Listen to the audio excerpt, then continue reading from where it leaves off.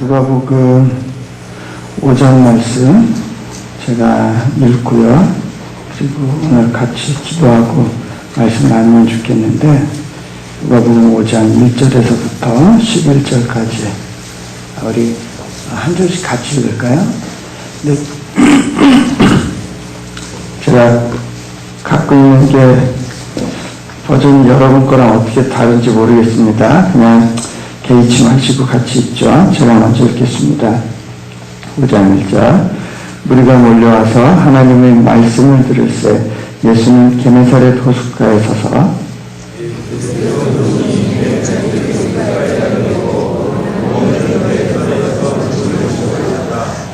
예수께서 한 배에 오르시니 그 배는 시몬의 배라. 육지에서 조금 떼기를 정하시고 앉으사 배에서 무리를 가르치시더니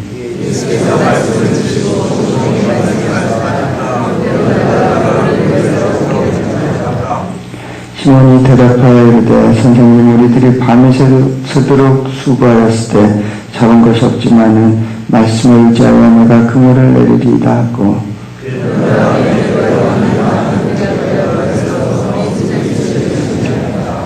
이에 다른 배에 있는 동물들에게 손짓하여 와서 도와달라 하니 그들이 와서 두 배의 체험에 잠기게 되었더라.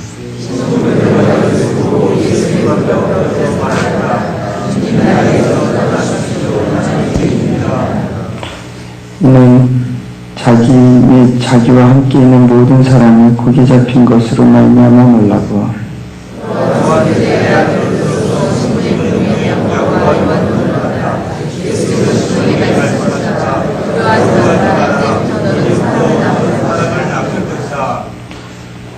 그들이 배들을 육지에 대고 모든 것을 버려두고 예수를 따르니라. 아멘. 네. 잠깐 다시 기도합니다. 하나님, 오늘 또한 우리에게 필요한 지혜로 말씀하시고 가르치시길 소망합니다. 말씀을 전하는 자의 입이 복되게 하시고 또한 듣는 자의 귀가 복되게 하옵소서.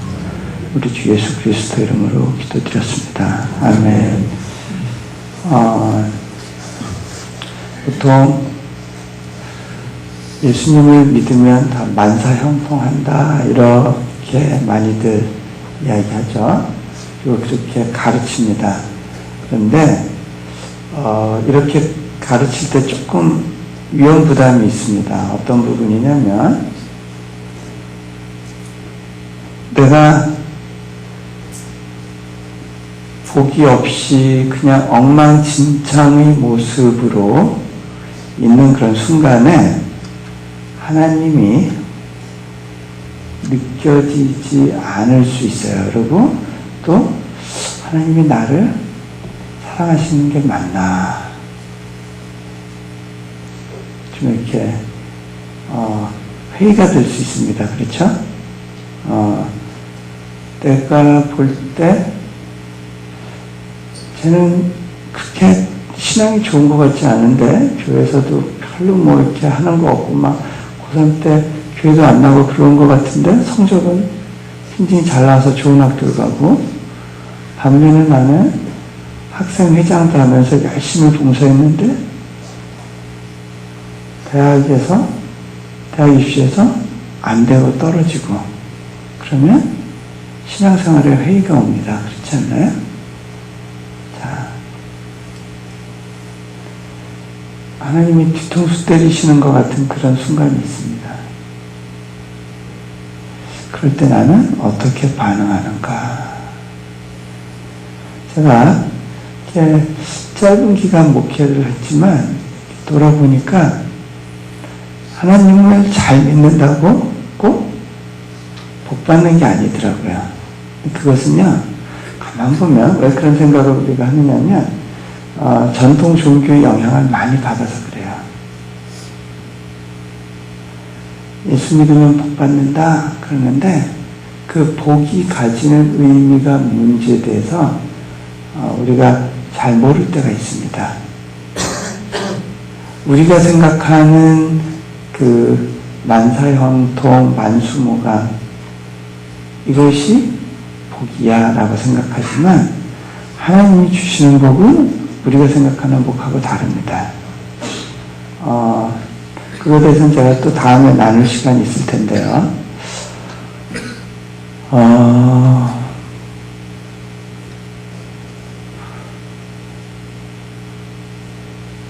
우리가 복을 받기 위해서, 그러니까 만수무강 만사형통을 위해서 교회에 나온다면, 내가 뭔가 잘못된 동기로 나오고 있을 수 있다라는 부분에 대해서 생각할 필요가 있습니다. 하나님은, 예수님은 우리에게 만사형통을 약속하시지는 않으셨어요.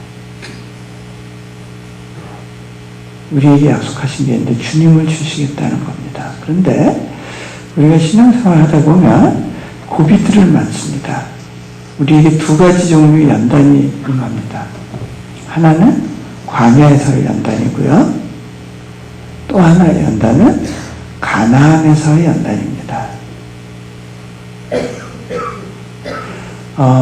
이 세상의 복은요, 독소가 있습니다. 가시가 있어요. 사사기를 보세요. 가나안에 입성한 이스라엘 백성들이 주님의 복을 누리면서 살면서 얼마나 무너지고 타락하고 자기 좋은 소견대로 행하는지 모릅니다. 왜 그런 일이 생기는가? 우리가 복을 받을 때 그 복이 가지는 독소가 있어서 그릇이 준비되지 않은 상태에서 그 복을 받으면 문제가 생겨요. 하나님을 잊어버리게 됩니다.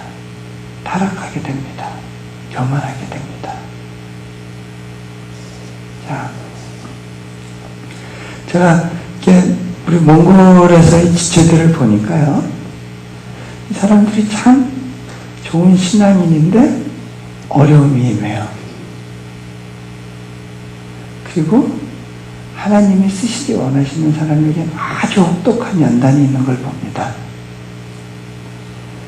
한 청년이 참 보기 좋은, 참 하나님의 은혜를 받은 청년이다, 이렇게 느껴지는 청년이 있었는데, 교회 나온 지 얼마 안 되지만 참 신앙이 예쁜 자매하고 결혼을 했어요. 그런데 그 자매가 결혼한 지 일주일도 채 안 돼서, 일주일 좀 넘어서 어머니가 강도를 만나셨는데 온몸이 칼로 난자돼서 돌아가셨어요. 이 자매가 굉장한 충격을 받고 어머니를 만나러 가는데 보니까 남편은 각혈을 하는 거예요. 폐결핵에 걸렸어요. 그 폐결핵에 걸린 사이가 못마땅해서 그 자매의 아버지는 그 둘 사이를 떼어놓으려고 했어요. 그 청년은 신학교를 막 다니고 있었는데 신학교도 더 이상 다닐 수 없게 됐어요. 자, 믿은 지 얼마 안 된 지체들이에요. 제가 보기에는 너무나 이렇게 여려 보여서 잘 감싸고 보호해 줬으면 좋겠는데, 하나님의 연단의 그 채찍이 굉장히 날카롭더라고요. 제가 어떻게 해야 될 줄을 몰랐어요. 기도하면서 이 아이들을 어떻게 위로하면 좋을까? 욥기 말씀을 주셨어요. 욥을 보세요. 욥이 고난을 받는데 고난을 받은 이유가 뭘까요? 많은 사람들은 욥이 고난을 받은 이유는 우리 특별히 그 친구들이 그렇게 생각했죠. 욥이 죄를 졌기 때문이다. 전통적인 해석입니다. 욥은 내가 죄 지은 게 없지만 하나님이 나를 이유 없이 어렵게 하신다. 이렇게 생각했습니다. 이유 없이 연단하신다. 그리고 사단은 어떻게 생각했을까요? 내가 내기를 해서 하나님의 그 내기 때문에 나를 힘들게 한다. 욥이 아무리 하나님 도대체 왜 내게 이런 어려움이 있습니까? 모르지만 하나님은 무엇이 정답이다 말씀을 안 하셨어요. 대신에 네가 창조일 때 나와 같이 있었니? 네가 알 수 있는 게 무엇이니? 네가 능력이 있니? 그렇게 한 몇 페이지에 걸쳐서 이렇게 질문하십니다. 답을 주시지 않았어요. 그런데 그 과정에서 욥이 깨닫습니다. 아, 전에는 내가 주님을 귀로만 들었는데 이제는 눈으로 주님을 뵙습니다. 제가 그 이야기를 우리 그 특수라고 하는 그 청년에게 했습니다. 근데 그 청년이 그러더라고요. 자기가 병원에 있는 동안에 세 사람의 정말 아무 소망이 없는, 그리고 죽음밖에 기다리고 있지 않은 그러한 청년들에게 예수님을 나눌 수 있었대요. 그 사람들이 성경을 빌려가서 돌려주지를 않고 쉬지 않고 그 성경을 읽는다는 얘기를 제게 했어요. 그러면서 뭐라 그러냐면, 어쩌면 선생님이 제게 이런 고난 중에 또 하나의 이유는 그 사람들에게 죄송합니다. 복음이 들어가도록 하기 위해서였을 것 같습니다. 자, 우리는 뜻하지 않게 어려움을 겪는 많은 인물들을 봅니다. 성경에서. 세례요한을 보세요. 참 평생을 광야에서 연단받으면서 살았습니다. 예수님이 오셨을 때 다 양보하고 자신의 따르는 무리들을 다 양보했죠. 그러고 나서 어떻게 했죠? 세례 요한은 결국은 헤로당의 눈밖에 나서 형장의 이슬로 사라지지 않습니까? 그죠? 형장의 이슬에서 그 이슬로 사라지려고 할 때 세례 요한은 어떤 생각을 했을까요? 자, 생각해 보셨어요? 또 모세 보세요. 모세는 평생 40여 년 동안 이스라엘 백성을 이끌고 가나안에 들어가려고 애썼던 이스라엘의 지도자였습니다. 그런데 막판에 하나님께서 너는 가나안 땅에 들어갈 수 없다 그러시죠. 너는 요단강에 못 건넌다. 모세가 특별히 기도를 합니다. 하나님, 한 번만 더 생각해 주시면 안 됩니까? 그런데 주님의 말씀은 단호합니다. 이 일로는 더 구하지 말아라.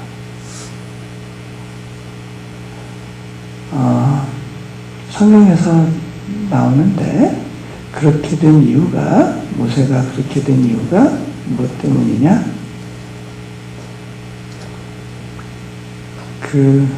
하나님께서 돌을 명하여 물이 나오게 하라 그렇게 말씀을 하셨는데, 그 반석을 이스라엘 백성들을 보고 너무 분통 터져서 팍팍팍 3번 쳤기 때문이다. 또 하나는 또 실제로 그 정탐꾼을 보냈을 때 갈렙하고 여호수아만 저 사람들은 우리 밥이다 라고 이야기했지만 나머지 10명이 저 사람들은 너무 광대한 사람들이라 우리가 강대한 저들을 만나면 우리가 그들 앞에 메뚜기가 될 것이다 이렇게 이야기를 하죠. 결국 이스라엘 백성들이 막 원망하니까 하나님께서 이렇게 말씀하셨어요. 갈렙하고 여호수아 둘 빼고는 아무도 가나안 땅으로 못 간다. 모세도 그 가운데 포함됐겠죠. 이미 하나님께서 모세도 못 들어가는 것으로 정하셨을지 모릅니다. 그런데 그거 말고 또 다른 이유가 있어요. 보니까 모세에게 주어진 사명이 있는데 그것은 세례 요한의 사명이었어요. 모세에게 하나님께서는 네 수종 여호수아를 축복하고 그가 이스라엘 백성을 이끌고 가나안 땅으로 들어가게 해라. 그거 어떻게 해요? 그죠? 그건 내 필생의 사명이라고 여기고 있었던 걸 내 수종에게 후계자가 되게 해서 그가 그 일을 완수하게 해라. 요즘 교회 안에서 원로 목사님과 그 후임 목사님 사이에 갈등도 많잖아요. 왜 그렇죠? 여러분들 제일 어려운 게 후임 재성하는 문제죠. 자, 왜 그런 일이 있을까? 왜 그런 어려움을 하나님이 허락하실까? 모세의 사명은요, 세례 요한의 사명이었어요. 여호수아라는 말 자체는 그 어원이 그 예수라고 하는 말하고 같아요. 자신의 뒤에 올 사람을 예비하는 사역을 모세가 했던 거예요.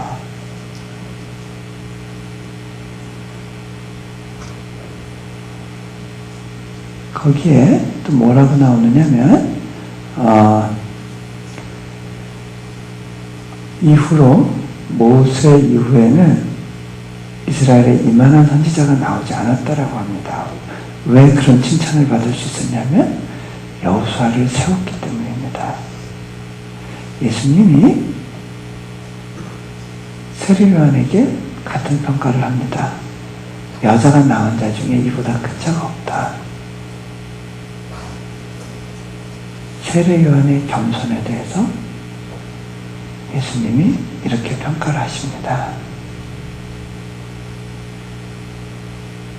자, 그런데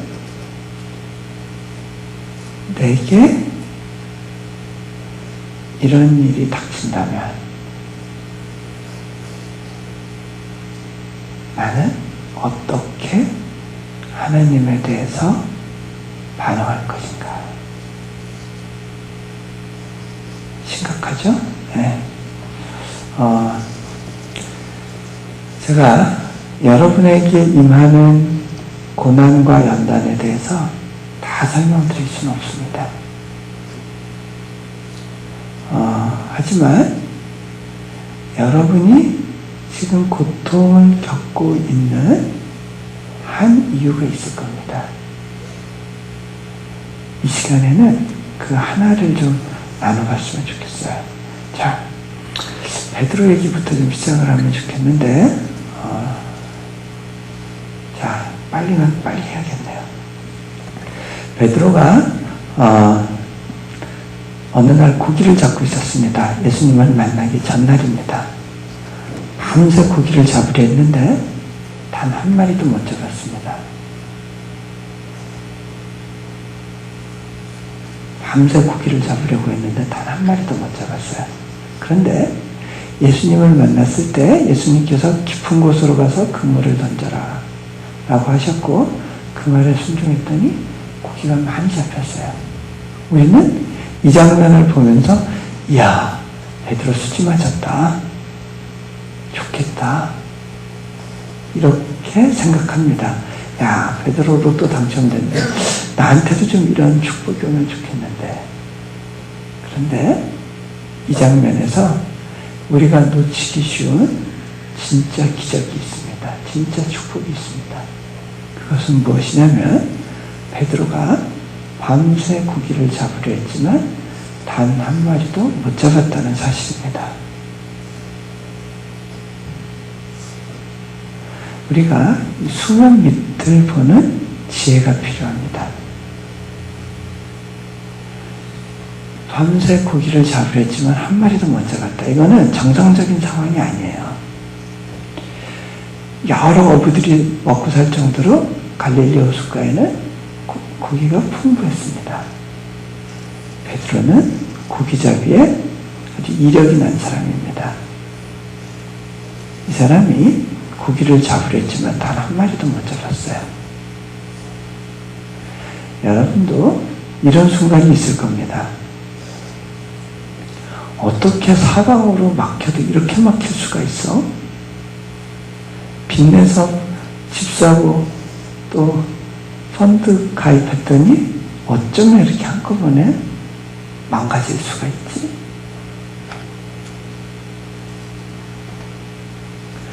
이상하다? 어쩌면 내가 이렇게까지 궁지에 몰릴 수가 있어? 어쩌면 나한테 돈을 빌려주겠다고 하는 사람들 철석같이 믿었는데 전부 다 나한테 이렇게 배신할 수가 있지? 그런 순간 있지 않으세요? 어쩌면 이렇게까지 안 팔릴 수가 있어? 어쩌면 이렇게 사방으로 꽉 막힌 것 같지? 그런데요, 적어도 한 마리나 두 마리 정도는 베드로가 고기를 잡았어야 되는데 단 한 마리도 못 잡았다는 거, 이거는요 하나님이 개입하고 계시다는 것을 알아야 됩니다. 여러분이 정말 오갈 데 없이 사방으로 막혔다라고 느끼는 그 순간은요, 하나님이 특별하게 예비하신 순간이에요. 그걸 보는 믿음의 눈이 있어야 됩니다. 베드로가 이렇게 고기를 못 잡았다는 이유는요, 왜 그러냐면 그 전날 천사들이 내려와서 사전 정지 작업을 한 거예요. 물고기들을 갈라놓고 물고기들한테 명령을 해놓은 겁니다. 고기 넘버 306번부터 407번 너희들은 깊은 데 가서 숨어 있어. 그리고 38번 너는 아무래도 띨띨해서 안 되겠어. 넌 좀 코박고 있어라. 바닥에 납작 엎드려서 물 위로 올라오지 마. 다 이렇게 하나씩 하나씩 명령을 한 거예요. 단 한 마리도 그러니까 그물망에 걸릴 수가 없었습니다. 이 장면은요, 이제 제가 몽골에서 비슷한 걸 보면서 이렇게 경험한 게 있는데, 대통령이 지나다니는 길목을 보면요, 그 대통령이 지나가는 시간에는 경찰들이 나와서 길목에 다 늘어서 있습니다. 차들이 단 한 대도 중앙에 끼어들지 못하고 그 대통령이 가는 차선에는 오직 그 차 한 대만 갈 수 있습니다. 차대에 부딪히질 못해요. 그 진입로에 들어오질 못해요. 이런 대우를 지금 베드로의 배가 받고 있는 거예요. 베드로가 깊은 데 그물을 던졌으니까 그때 이제 고기가 많이 잡혔다. 보통 낮에는 고기가 많이 안 살죠. 깊은데. 그런데 베드로가 똑같은 장면을 뒤에서 또 한 번 경험합니다. 제가 그거를 다 설명할 시간은 없는데요. 요한복음 마지막 장에 보면요, 베드로가 예수님께서 너희들 예루살렘에 남아 기도하고 있어라 그랬는데 예수님 돌아가신 다음에 도망가죠. 갈릴리 호숫가 가서 그물 내리고 고기 잡고 있어요. 예수님의 명령은 까마득하게 잊어버렸지. 그때 예수님이 나타나셔서 배 오른편에 그물을 던져라 이러셨어요. 자, 생각해 보세요. 배 오른편에 그물을 던져서 고기가 많이 잡혔다는 얘기는 그 전에는 왼편에 그물을 던지고 있었다는 얘기겠죠? 그런데 베드로가 왼편에만 그물을 내리고 있었을까요? 계속? 왼편 하다 안 되면 오른편, 오른편 하다 안 되면 왼편 했겠죠? 배 밑에 고기들이 뭐하고 있었던 거예요? 야, 이번엔 왼편이래. 오른편으로 도망가자. 이번엔 오른편이래. 왼편으로 도망가자. 왼편, 오른편, 왼편, 오른편. 베드로의 배가 뭐 큰 유조선이에요? 작은 고깃배인데 고기들이 지금 뭐하고 있었던 거예요? 오른쪽으로 왼쪽으로 왔다 갔다 하고 있었죠? 주님의 명령을 받고 지금 도망다니고 있었던 거예요. 멀리도 아니에요. 가까운 데서 왔다 갔다 하고 있었어요. 언제 잡히나? 여러분이 수면 밑을 봐야 됩니다.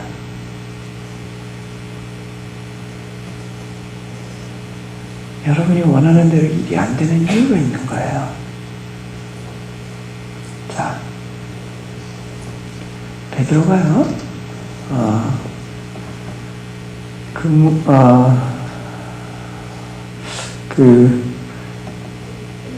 이렇게 고기를 잡지 못하게 되는 이유가 있습니다.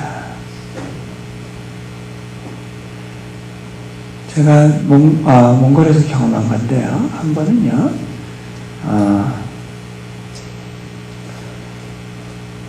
뜻하지 않은 헌금이 들어왔어요. 이 헌금을 가지고 뭐 할까 하다가, 우리 교회 지체들을 도와주면 좋겠다라는 생각이 들었습니다. 우리 교회 지체들 보면요, 너무 가난한 사람들이 많아요. 영하 30도, 40도 내려가는데 집에 불을 떼지 못해요. 바닥은 흙바닥이에요. 이 사람들 어떻게 도와줄까? 석탄을 사줄까? 그러면서 그 헌금을 어떻게 쓸까를 놓고 기도하고 있었어요. 그런데 도울 수 없다는 주님의 어떤 생각이 제게 임했어요. 도움이 안 된다. 제가 굉장히 가깝았어요.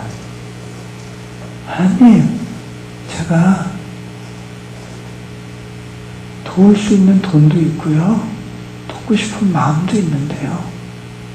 주님이 어떤 마음을 주시냐면, 지금 이 사람들이 물질로 연단을 받고 있는 중인데 네가 도와주는 게 도움되지 않는다는 거예요.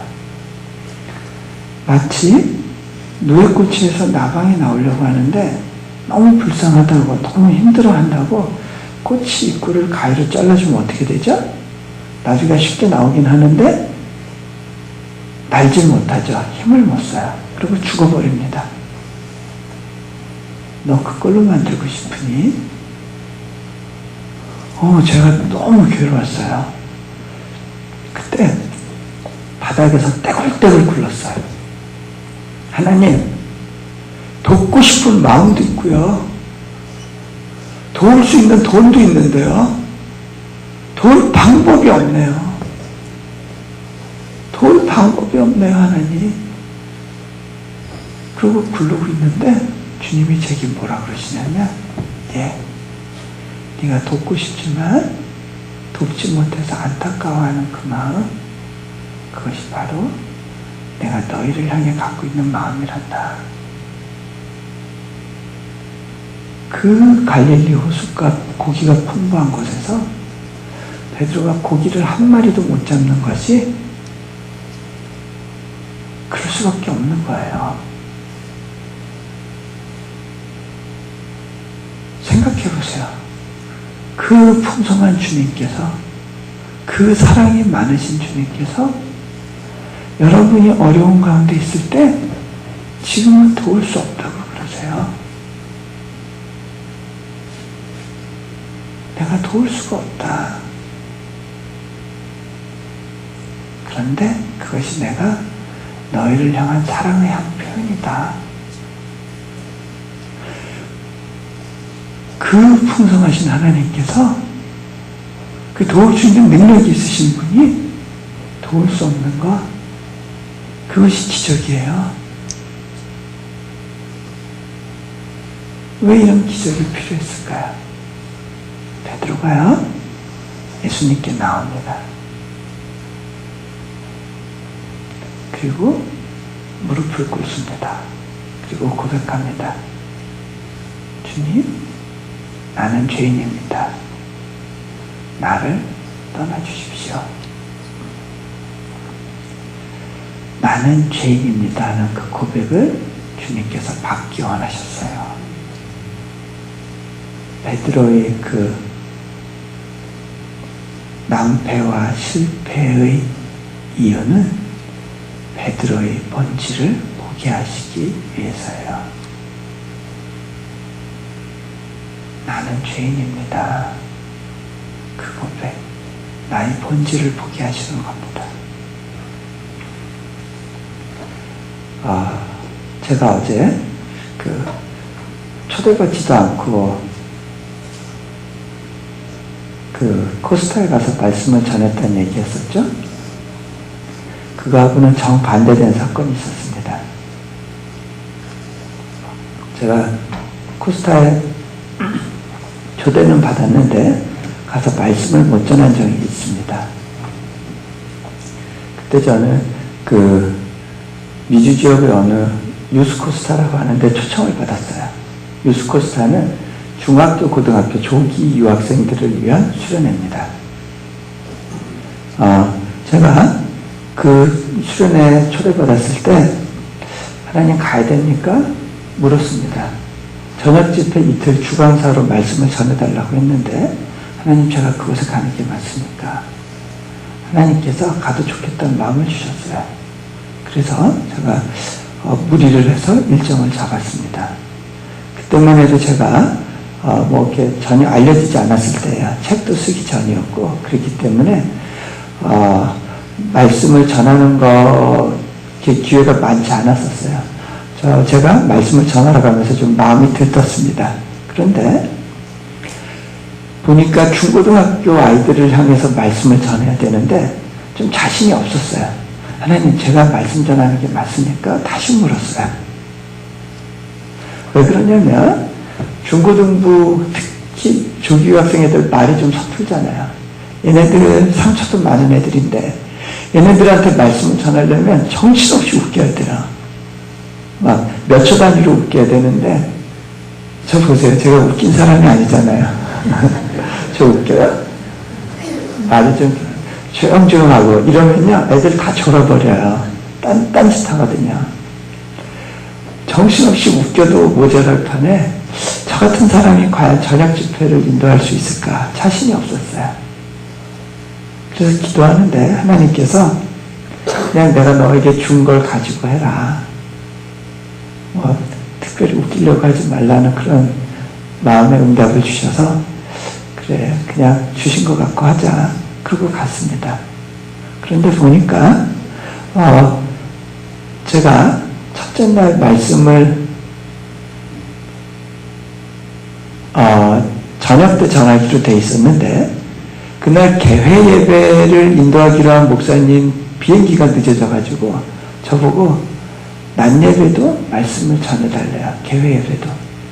그래서 제일 하이라이트 말씀은 마지막으로 놔두고 제가 말씀 하나 또 준비했습니다. 그래서 말씀을 전했는데 애들이 조용하더라고요. 이렇게 뜨거운 반응 이런 게 없었어요.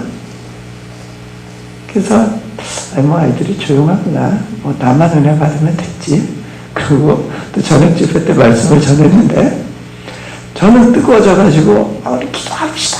그러고 기도하는데 애들은 코 박고서 기도하는 건지 자는 건지 잘 모르겠어요. 분위기가 이렇게 안 났어요. 그래도 나만 은혜 받으면 됐지. 그러고서 저는 내려갔는데 강사들 모임 자리에서 거기 주로 1.5세, 2세를 사역하는 어떤 한 분이 저한테 이러는 거예요. 당신은 1.5세하고 2세의 마음을 모른다고.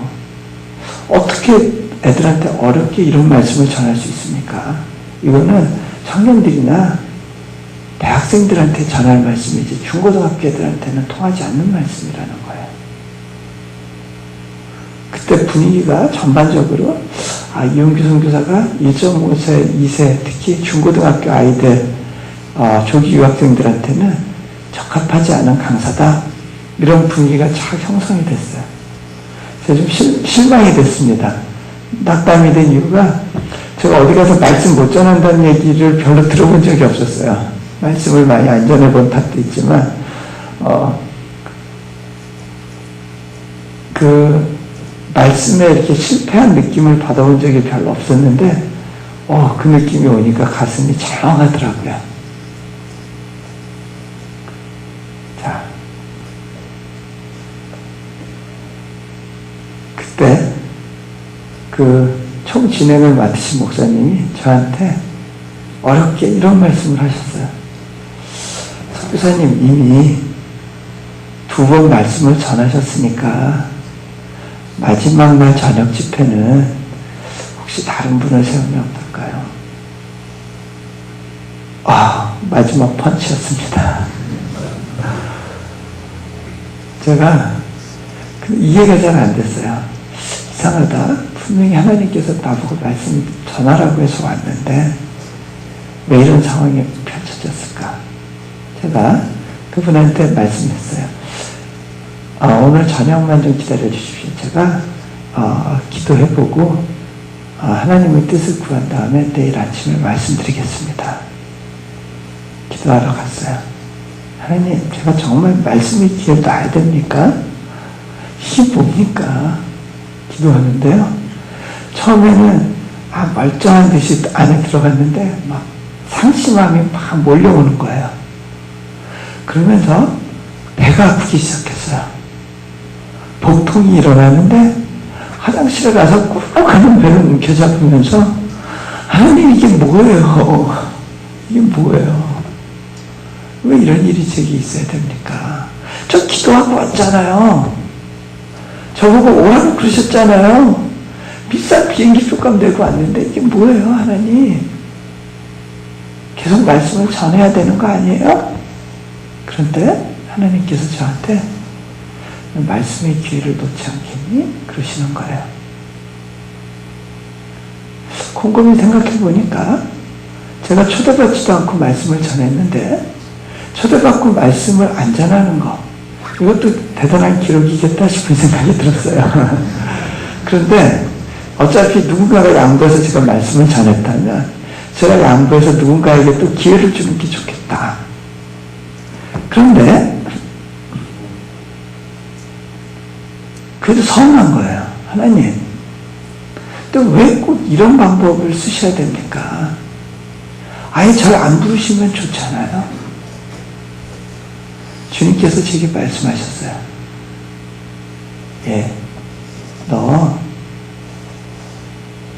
내가 너를 좀 특별하게 만나고 싶었다. 하나님, 꼭 이런 방법으로 만나주셔야 되나요? 좀 더 우아한 방법도 있는데 목걸이에서 만나주셔도 되잖아요. 네가 너무 바빠서 나에 대해서 관심이 없더구나.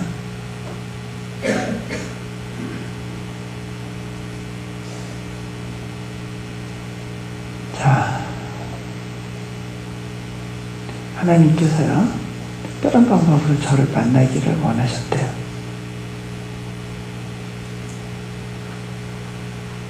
제가 하나님께 또 기도했습니다. 아니, 근데요, 여기 많은 사람들 와서 은혜 받아야 될 지체들이 있잖아요. 그런데 왜 그런 말씀에 실패하게 하셨어요? 얘네들 은혜 받아야 되잖아요. 그런데 주님이 말씀이 없으세요. 제가 말씀이 없는 이유를 깨달았습니다. 이 사람들 은혜 받아야 되잖아요 라고 말할 때 가로 안에 있는 말이 있었어요. 나를 통해서. 5글자, 나를 통해서. 그런데 주님이 말씀하시는 거예요. 이들이 은혜 받고 안 받고는 내 영역이다.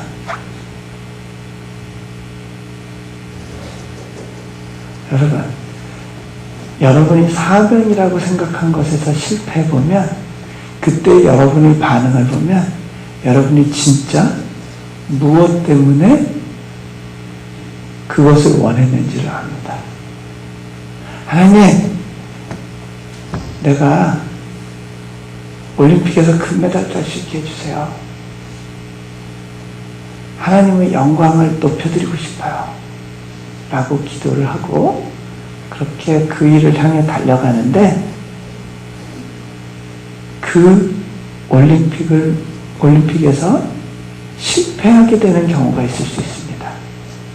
그때 나의 반응을 보면 내가 정말 하나님의 영광을 위해서 그걸 구했는지 나의 영광을 위해서 구했는지 알게 돼요. 어제 찬양인도를 잘해주셨는데 찬양인도 하다가 죽을 썼다.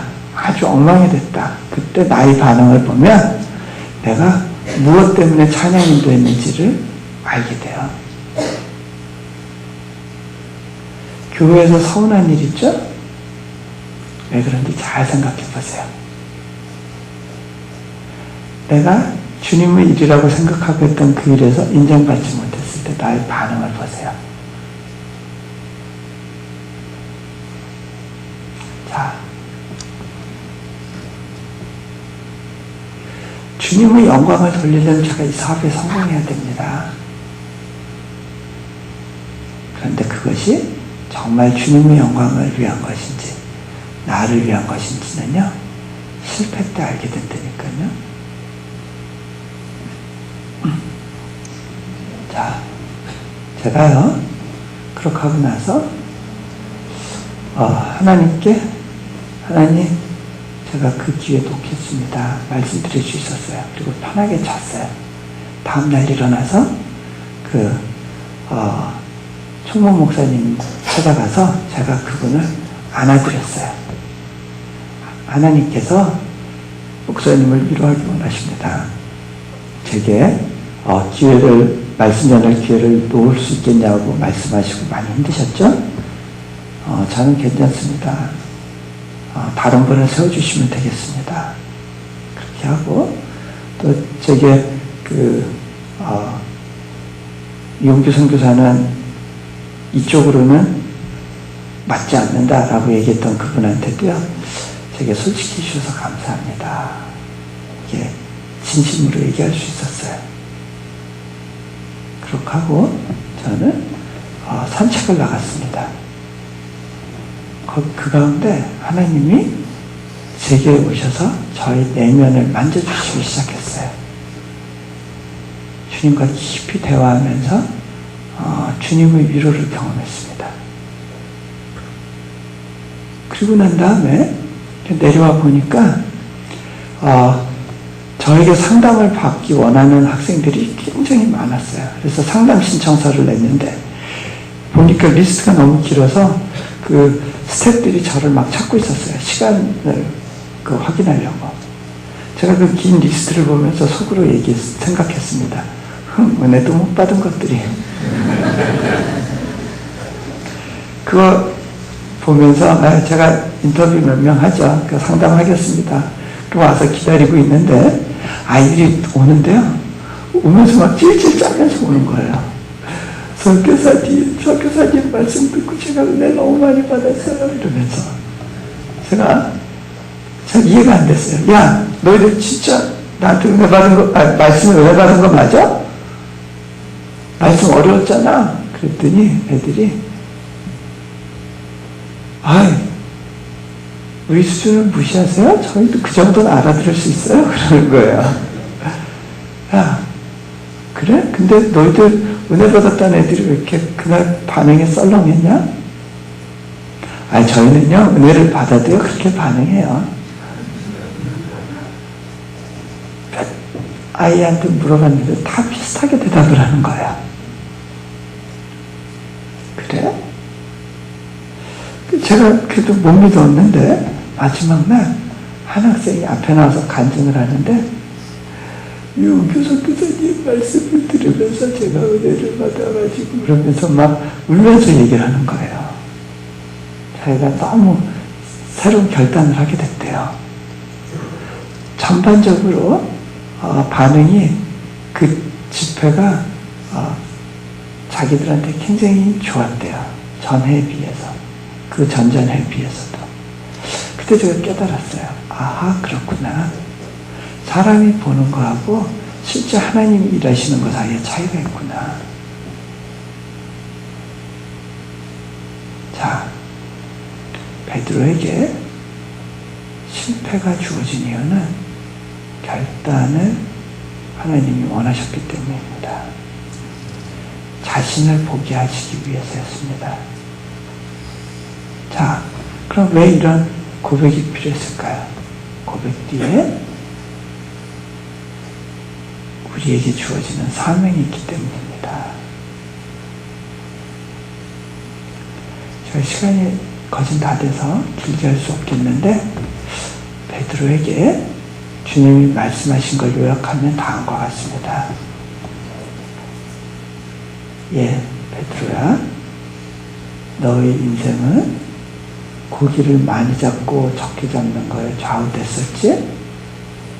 고기를 많이 잡은 날은 기쁘고 행복하고 고기를 적게 잡은 날은 우울하고 슬프고 그것에 따라서 움직이는 네 인생이 아니었니?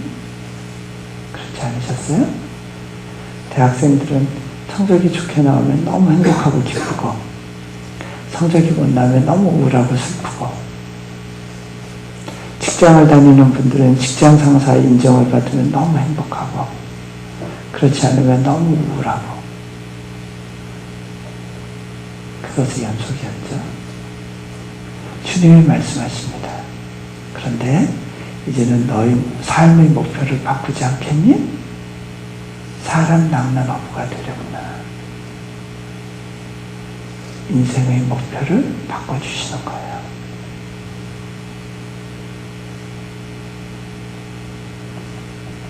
자, 왜 베드로가 보면요, 마지막 요한복음 마지막 장에서도요 똑같은 상황입니다. 예수님이 묻습니다. 네가 나를 이 모든 것보다 더 사랑하니? 비교급으로 물으실 때 베드로가 근심합니다.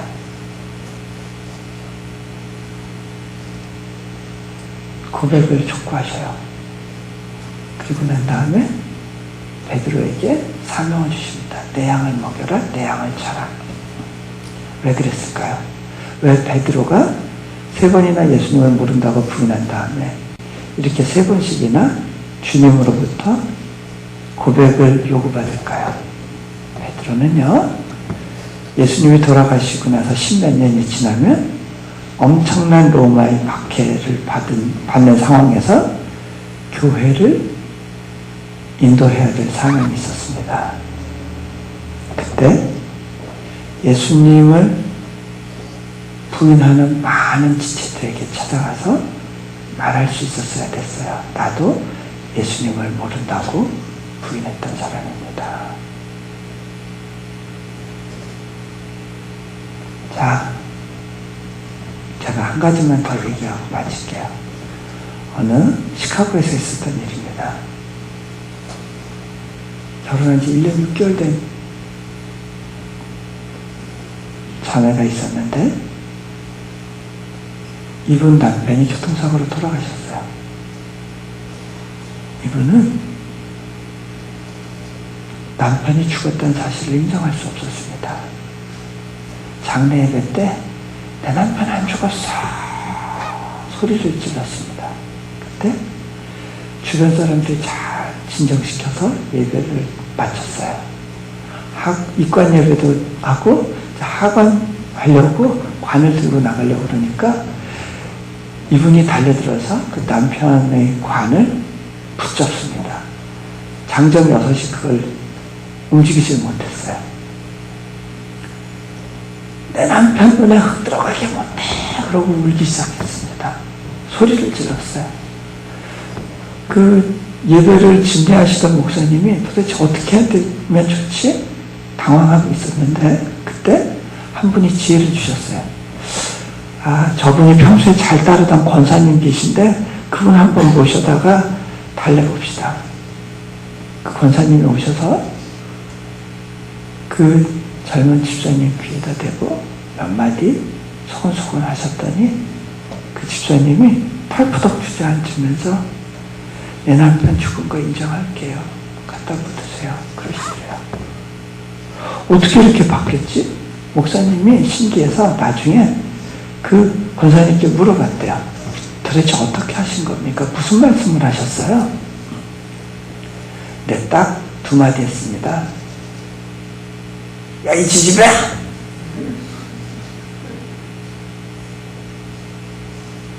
난 내 남편 6개월 같이 살고 떠나보낸 다음에 평생 이꼴로 살았다. 니까짓게 못해.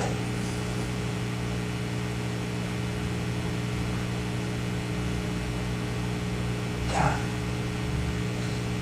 아픔을 가진 사람만이, 동일한 아픔을 가진 사람을 위로할 수 있습니다. 여러분의 아픔의 이유를 다 알 수는 없습니다. 여러분의 실패의 이유를 다 알 수 없습니다. 하지만 여러분의 그 실수와 실패와 약점이 사명이 됩니다. 하나님은요, 여러분의 그 모습 그대로 사용하시기 원합니다. 때로는 여러분이 익숙하지 않고 예상치 못한 방법으로 하나님이 여러분을 다뤄가시고 사용하실지라도 그 하나님을 신뢰하며 따라가시겠습니까? 기도합니다.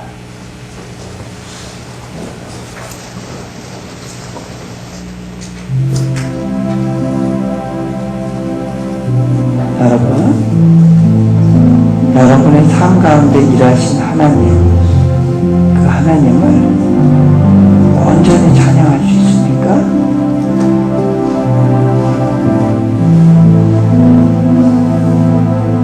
하나님이 날 사랑하신다면 어떻게 나를 이런 꼴로 만들어 놓으실 수가 있어?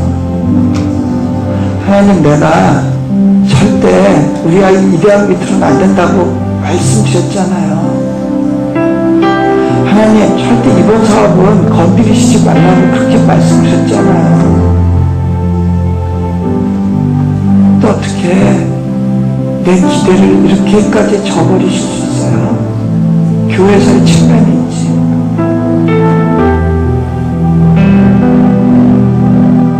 내가 믿음이 부족해서 그런 건가요? 하나님, 날 정말 사랑하시는 게 맞아요? 도대체 이런 하나님을 내가 신뢰할 수 있겠습니까? 여러분 안에 많은 질문이 있었을 겁니다. 하나님이 날 사랑하신다면 어떻게 나를 이렇게 못난 모습으로 만들어 놓으실 수가 있는 거야? 하나님, 난 지금 내 모습이 싫어요. 내 처지가 너무 싫어요. 왜 나를 이런 바보 같은 모습으로 놓으셨어요?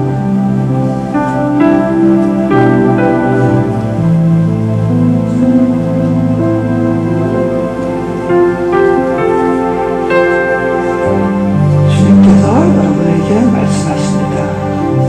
지금은 네가 그 일을 다 할 수 없을 거란다. 그럼에도 불구하고 나를 신뢰할 수 있겠니?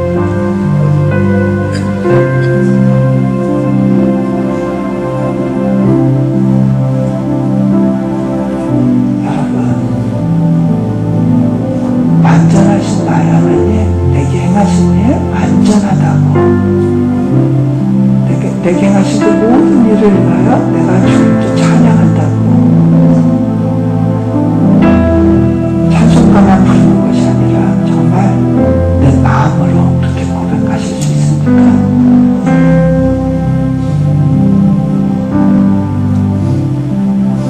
제가 일정에서 이 세대를 향해서 말씀을 전할 기회가 있었는데 이분들이 아픈 마음이 제게 임했어요. 그들에 대한 아픔, 주님이 느끼시는 그 아픔을 제게 또 말씀하시면서 뭐라 그러시냐면, 그런데 여기에 있는 그 누가 나보다 더 아파갔을까? 여기에 그 누가 나보다 더 아파갔을까? 십자가에 달리신 주님을 한번 생각해 보세요. 주님 어찌하여 나를 버리십니까? 외치시는 그 간절한 소리에 대해서 하나님은 외면하실 수밖에 없었습니다. 하나님은 능력이 없어서가 아니었어요.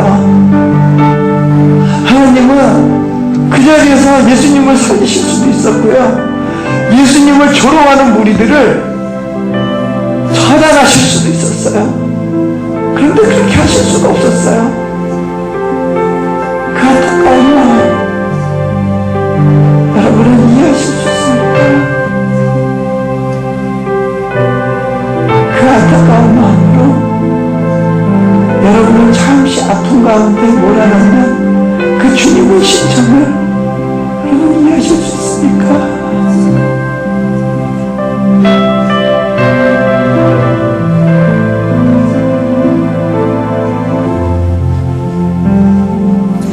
주님 앞에 구하십시오. 하나님, 내 아픔을 이해할 수 있게 해주시고요, 받을 수 있게 해주시고요, 주님, 그것을 통해서 내가 사명을 발견할 수 있게 해주세요. 나의 현재의 모습을 보게 해주시고요, 또한 주님, 그 아픔으로 내가 사명을 삼을 수 있게